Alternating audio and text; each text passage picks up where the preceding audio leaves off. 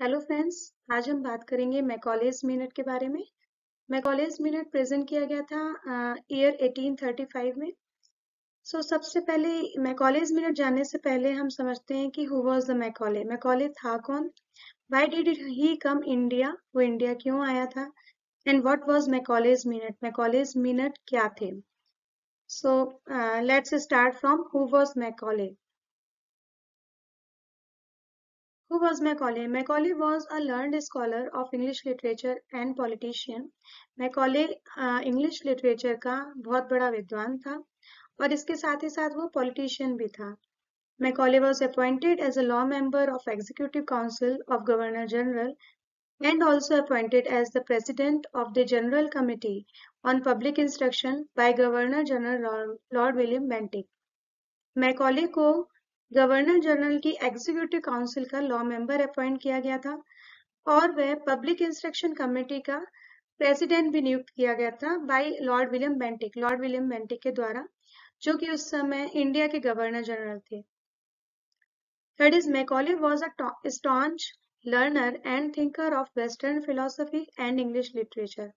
Macaulay western philosophy और English literature के बहुत बड़े कट्टर समर्थक थे और बहुत बड़े लर्नर थे। मतलब उन्होंने बहुत अच्छे से इंग्लिश लिटरेचर और वेस्टर्न फिलोसफी को सीखा था।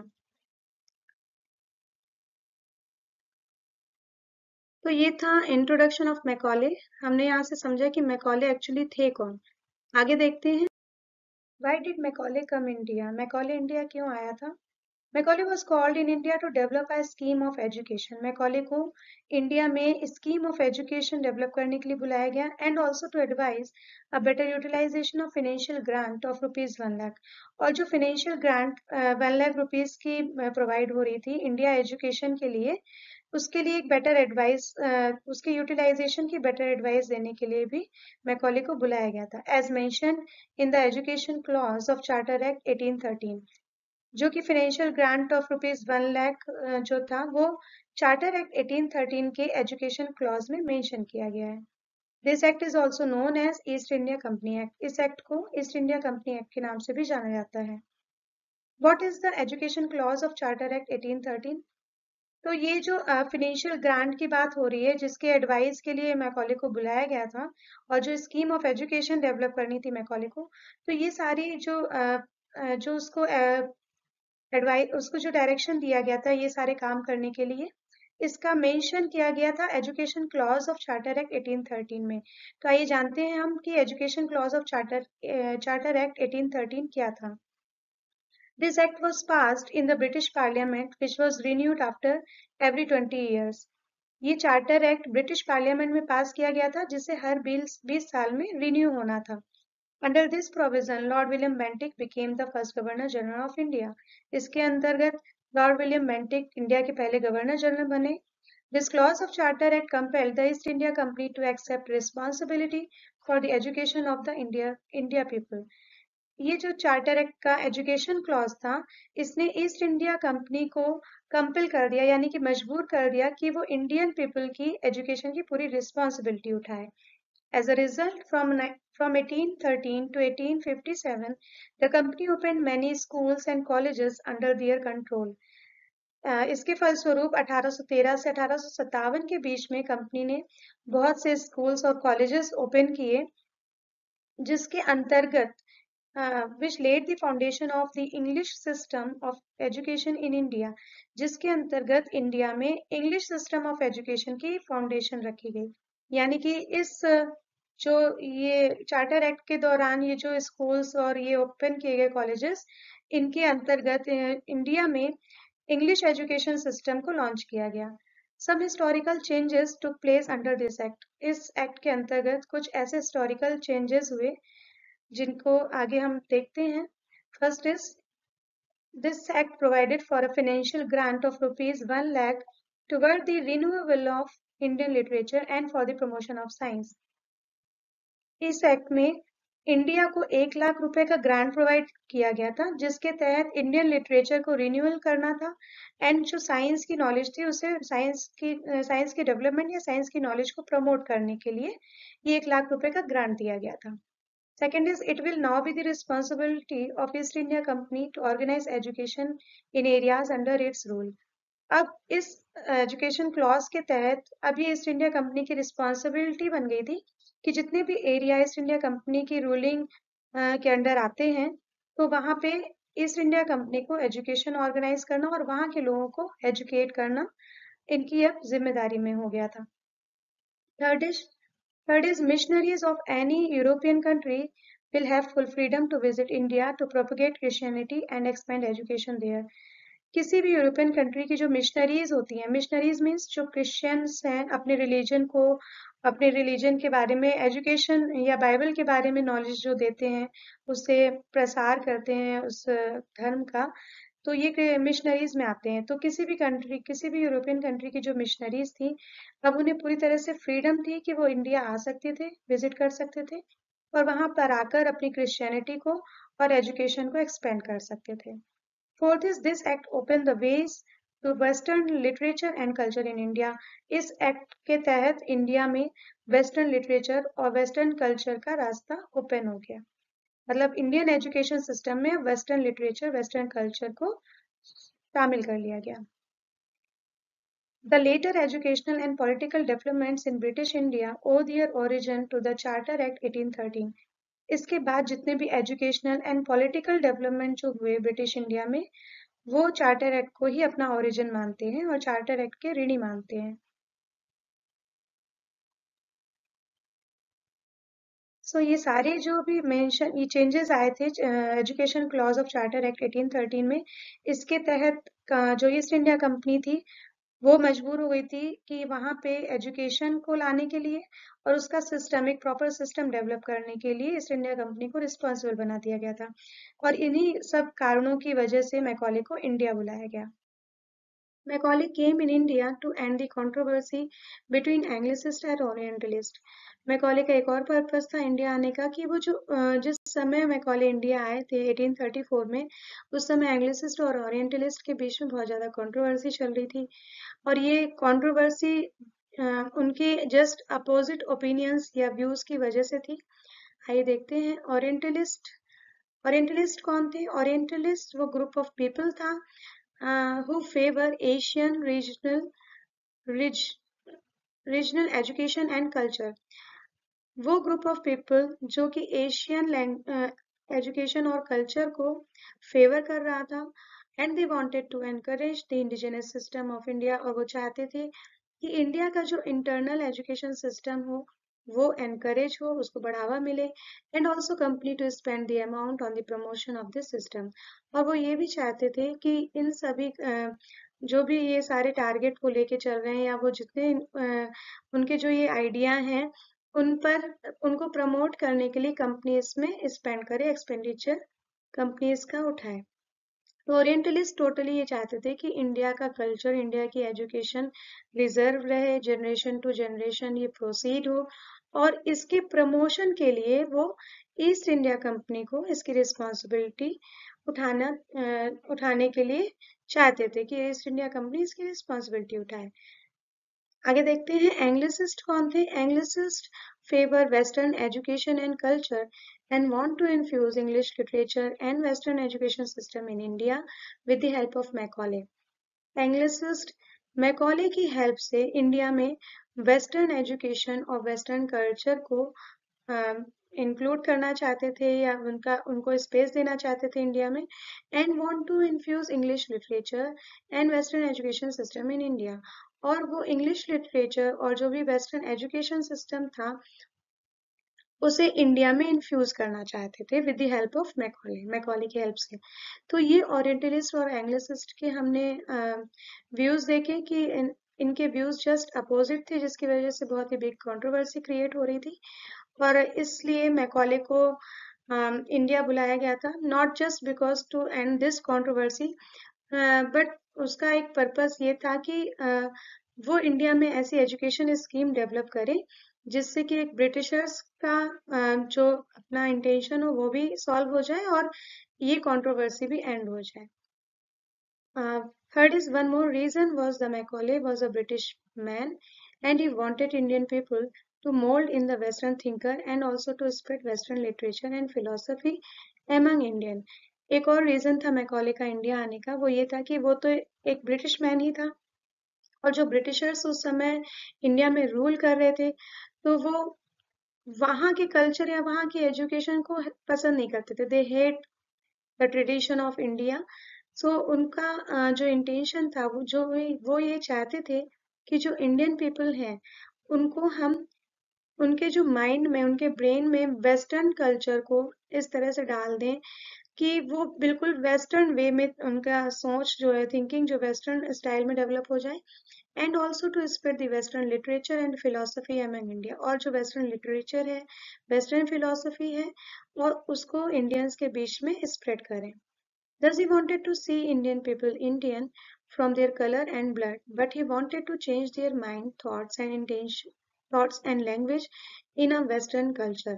इस तरह से मैकॉले इंडियन पीपल को उनके कलर और ब्लड से तो इंडियन ही देखना चाहता था, लेकिन वो ये चाहता था कि उनके माइंड में वो वेस्टर्न कल्चर, वेस्टर्न फिलोसफी और वेस्टर्न लिटरेचर को इतना भर दे कि जिससे उनकी लैंग्वेज, उनके थॉट्स या बाय ब्रेन वो टोटली वेस्टर्न हो जाए। तो हमने अभी देखा कि ये 3 यहाँ पे रीजन थे जो मैकॉले इंडिया आया।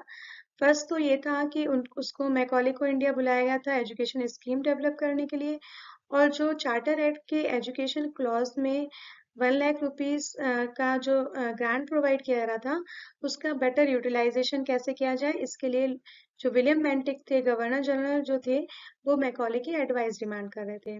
दूसरा, जो एंग्लिसिस्ट और ओरिएंटलिस्ट के बीच कंट्रोवर्सी चल रही थी, उसे भी एंड करना था, उसको एक्चुअली में एंग्लिसिस्ट को सेटिस्फाई करना था। तो मैकॉले का एक ये भी रीजन था, कहीं ना कहीं उसको कंट्रोवर्सी को एंड करने के लिए भी बुलाया गया था। थर्ड रीजन ये था कि ब्रिटिशर्स, जो ईस्ट इंडिया कंपनी उस समय रूल कर रही थी, वो कम्प्लीटली ये चाहती थी कि इंडिया को भी वेस्टर्न कल्चर में तब्दील कर दिया जाए, क्योंकि वेस्टर्न जो भी ब्रिटिशर्स थे, वो इंडिया के कल्चर को, एजुकेशन को पसंद नहीं करते थे। तो ये पर्पस था मैकॉले के इंडिया आने का। Next is what was Macaulay's minute. Macaulay's के मिनट क्या थे? अब जो एक बहुत इंपॉर्टेंट जो टॉपिक है जिसे हमें कवर करना है, वो Macaulay's minute. The government demand is advice on the oriental education and the way to spend grant of ₹1 lakh on it. जो गवर्नमेंट थी उस समय की, या जो गवर्नर जनरल थे विलियम बेंटिक, उन्होंने ओरिएंटल एजुकेशन पे मैकॉले की डिमांड एडवाइस मांगी, और उन्होंने ये भी कहा कि मैकॉले वो तरीके भी बताए जिससे कि 1 लाख रुपए का जो ग्रांट मिला है, उसे इंडिया की एजुकेशन में बेटर वे में कैसे स्पेंड किया जाए। The minutes put by him on February 2nd, 1835 were his scheme of education. जो मिनट मैकॉले ने 2 फरवरी 1835 पे प्रेजेंट किए थे, वो एक्चुअली में स्कीम ऑफ एजुकेशन थे।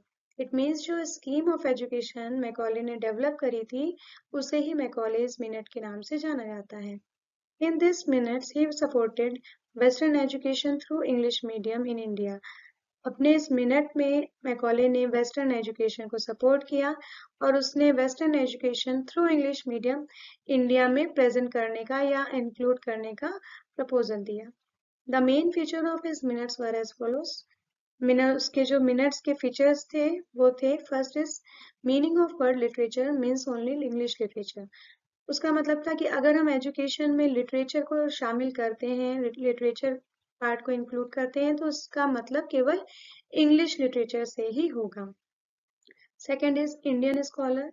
मैकॉले ने बताया कि जो इंडियन स्कॉलर, अगर वो किसी को स्कॉलर समझता है, जो इंडियन है उन्हें स्कॉलर समझता है, तो उसका ये कहना था वो स्कॉलर उसी मायने में होगा अगर उसको इंग्लिश लिटरेचर और वेस्टर्न फिलोसफी अच्छे से आती है, तो ही वो स्कॉलर कहलाया जाएगा। Third is repudiation of orientalist ideas. उसने ओरिएंटलिस्ट के जो आइडियाज थे उन्हें पूरी तरह से नकार दिया, उन्हें उनकी आलोचना करी। उसने बोला कि ये जो आइडियाज हैं वो कम्प्लीटली नॉन प्रोग्रेसिव है, इनका एजुकेशन की प्रोग्रेस से कोई रिलेशन नहीं है। Fourth is medium of instruction. Macaulay ने कहा कि जो वहाँ की लोकल लैंग्वेजेस हैं और जिसपे एजुकेशन बेस्ड है, मीन्स जो इंस्ट्रक्शन की लैंग्वेज है, वो बिल्कुल उसने उसको डिस्कार्ड किया, उसने उसको रिजेक्ट किया and ignominy of Sanskrit language, और उसने जो संस्कृत लैंग्वेज थी उसकी काफी आलोचना करी और अपमान भी किया।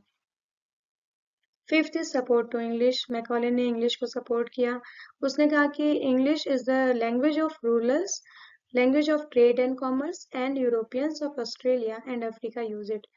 मैकॉले ने कहा कि जो इंग्लिश है वो रूलर्स की लैंग्वेज रही है from the past, and language of trade and commerce, और जो ट्रेड और कॉमर्स के जो भी टर्म्स हैं वो इंग्लिश में ही डेवलप किए गए हैं, तो ये एक ट्रेड और कॉमर्स की भी लैंग्वेज है। And Europeans of Australia and Africa use it, और जो यूरोपियंस हैं ऑस्ट्रेलिया और अफ्रीका के वो भी इंग्लिश लैंग्वेज को यूज करते हैं। तो अगर इंडिया को प्रोग्रेस करना है या इंडिया की डेवलपमेंट की बात करते हैं तो इंग्लिश मीडियम एजुकेशन होनी चाहिए, क्योंकि उसने बोला कि इन फ्यूचर इंडिया जब ऑस्ट्रेलिया अफ्रीका जैसे यूरोपियन कंट्रीज से रिलेशन डेवलप करेगी तो उसे इंग्लिश की जरूरत पड़ेगी। Six is filtration theory. Filtration theory के जनक कहे जाते हैं मैकॉले।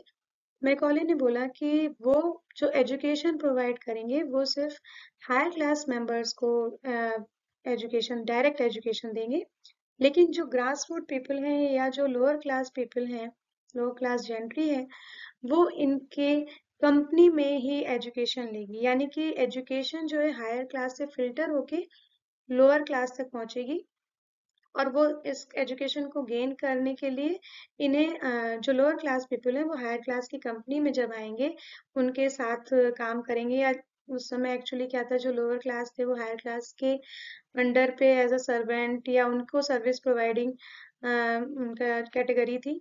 तो जब उनके संपर्क में आएंगे या उनकी कंपनी में रहेंगे तो वो फिल्टर होके एजुकेशन लोअर क्लास तक भी पहुंच जाएगी। तो उन्होंने, मैकॉले ने बोला कि जो एजुकेशन है या नॉलेज है वो फ्लो करेगी from higher class to lower class, और डायरेक्टली वो एजुकेट करेंगे सिर्फ हायर क्लास मेंबर को। तो इस तरह से जो फिल्टर एजुकेशन या फिल्टर नॉलेज प्रोवाइड की जाएगी ग्रास रूट पीपल को, उसे फिल्ट्रेशन थ्योरी का नाम दिया गया। Seventh is proposal for preparing law codes in English. Macaulay ने बोला कि जो लॉ कोड्स हैं जो कि उस समय की प्रेवलेंट लैंग्वेज थी, अरेबिक, संस्कृत एंड पर्शियन, इसमें ही थे लॉ कोड्स, तो उनको अब ट्रांसलेट कर दिया जाना चाहिए इंग्लिश में, उनको इंग्लिश में लॉ कोड्स को प्रिपेयर करना चाहिए। ये प्रपोजल मैकॉले ने दिया था। Eighth is ways of grant utilization. Macaulay ने बताया कि ग्रांट कैसे यूटिलाइज करेंगे। Grant to be use to spread European literature and science. जो 1 लाख रुपीज का ग्रांट था उससे यूरोपियन लिटरेचर और साइंस को स्प्रेड करने या साइंस की नॉलेज को इंडियंस के बीच पहुंचाने के लिए यूज किया जाना चाहिए। Oriental institution will receive their pay and scholarship of students as usual. जो ओरिएंटल इंस्टीट्यूशन रन कर रहे थे या एजुकेशन सेंटर ऑलरेडी रन कर रहे थे उनकी पे स्केल एज इट इज जाती रहेगी। जो स्टूडेंट्स स्कॉलरशिप जिनको मिल रही थी उनकी स्कॉलरशिप मिलती रहेगी। Third is oriental literature will not be publish in future. Macaulay ने कहा कि जो ओरिएंटल लिटरेचर अभी तक पब्लिश हो रहे थे, जिनका प्रसार हो रहा था इंडिया में, वो अब इन फ्यूचर पब्लिश नहीं होंगे। Last is the money thus saved will be spent in the spread of English literature and science among Indians through English medium. इस तरह से जो मनी सेव होगी, जब इंग्लिश जो भी ओरिएंटल लिटरेचर्स की पब्लिशिंग में जो उसने रोक लगाई थी, जो इस प्रोसेस से जो भी मनी सेव होगी उसे इंग्लिश लिटरेचर और साइंस के स्प्रेड के लिए या उसके एक्सटेंशन के लिए यूज किया जाएगा among Indians through English medium. लेकिन ये सारा जो भी लिटरेचर होगा वो इंग्लिश में रहेगा, जो ये एजुकेशन दी जाएगी इंग्लिश लिटरेचर और साइंस की, ये सब कम्प्लीटली इंग्लिश मीडियम में रहेगी। Thus Macaulay want to present Indians as Indian from outside but Western from inside. इस तरह से मैकॉले का जो इंटेंशन था वो इंडियंस को एज अ इंडियन प्रेजेंट करना चाहता था, उनके अपीयरेंस से, उनके प्रेजेंटेशन से, लेकिन वो ये चाहता था कि जो इनका ब्रेन है वो टोटली वेस्टर्न हो जाए, यानी कि वो वेस्टर्न स्टाइल और वेस्टर्न फिलोसफी लिटरेचर को पढ़कर टोटली वेस्टर्न उनका जो थॉट्स हो जाए, वेस्टर्न उनकी स्टाइल हो जाए फ्रॉम इनसाइड, उनका नजरिया पूरी तरह से वेस्टर्न हो जाए। तो ये मैकॉले का मैकॉले मिनट्स हमने देखे। आइए देखते हैं कंट्रीब्यूशन क्या थे। मैकॉले के? Ending controversy between Anglicist and orientalist. Macaulay ने एंग्लिसिस्ट और ओरिएंटलिस्ट के बीच की कंट्रोवर्सी को खत्म कर दिया था, बट ऑन ग्राउंड ऐसा नहीं था। ये जो कंट्रोवर्सी थी ऑन ग्राउंड फिर भी एट दैट टाइम चल रही थी। Cause of political disorder. Political disorder की वजह बने मैकॉले क्योंकि उन्होंने जो स्कीम ऑफ एजुकेशन प्रेजेंट करी थी उसमें सब जो भी इंडियन स्कॉलर्स थे वो एग्री नहीं थे उससे। सो ये पॉलिटिकल डिसऑर्डर का रीजन बन गया। Denigration of Indian language. Indian language को उसने टोटली रिजेक्ट कर दिया, उसकी कड़ी आलोचना करी। इग्नोरेंस। इग्नोरेंस मैकॉले ने फैलाया जो पास्ट लैंग्वेजेस थी जैसे अरेबियन, संस्कृत, पर्शियन जो लैंग्वेजेस थी जिसमें ऑलरेडी वहाँ पे लिटरेचर या एजुकेशन चल रही थी, उसके प्रति मैकॉले ने इग्नोरेंस क्रिएट किया और उनको इन फ्यूचर इंडियन एजुकेशन से निकालने की कोशिश करी कि ये इंडियन एजुकेशन से ये सारी लैंग्वेजेस को हटा दिया जाए। तो ये था, that was all about Macaulay's minute. अगर आपको वीडियोस इंफॉर्मेटिव लगते हैं तो please like share and subscribe करना ना भूलें। Thank you so much.